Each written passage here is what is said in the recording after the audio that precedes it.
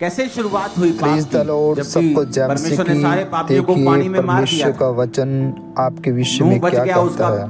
पत्नी सच बच गई, में उसके 3 बेटे और मेरे बहुएं प्रियो, बच मेरे गई। भाई बहनों, लेकिन जब बाइबल मैंने कहती इस फिर एक वचन को बेटे ने सुना अपने तो पिता को नंगा परमेश्वर ने देखा। मेरी जिंदगी में अच्छा बड़ा भला काम था किया। सब सारा आप संसार, सुनेंगे, आप भी सिर्फ ब्लेस 6 जन 8 जन रह गए थे। और फिर एक लड़के ने अपने पिता को नंगा देखा, और जब बाप को मालूम हुआ कि इसने नंगा देखा, और बाकी 2 लड़कों ने पीछे आके पीट करके अपने पिता को नंगा ना देखकर चद्दर से उसको ढांप दिया, तो वचन कहता है वो दोनों आशीषित हुए जिन्होंने अपने पिता को नंगा नहीं देखा।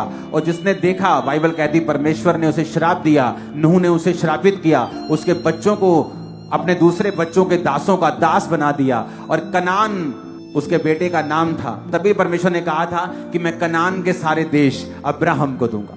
यही रीजन था, क्योंकि कनान में वही लोग रहते थे जो उस बेटे की संतान थी जिसने अपनी आंख से पिता को नंगा देखा था। अगर हम अपनी लाइफ को कंट्रोल में नहीं रखेंगे, आंखों को कंट्रोल में नहीं रखेंगे, तो परमेश्वर ने कहा तेरा सारा शरीर भी अंधियारे में होगा।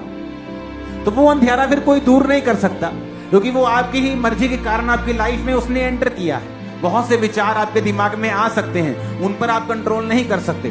शैतान उन विचारों को पैदा कर सकता है, उन पर आप कंट्रोल नहीं कर सकते। पर उस विचार को बैठकर सेके नहीं, उस विचार के ऊपर विचार ना करें, उस विचार को लंबा ना लेके जाएं अपने दिमाग में, उसे कैंसिल कर दें, रिजेक्ट करने कहीं और ध्यान लगा लें।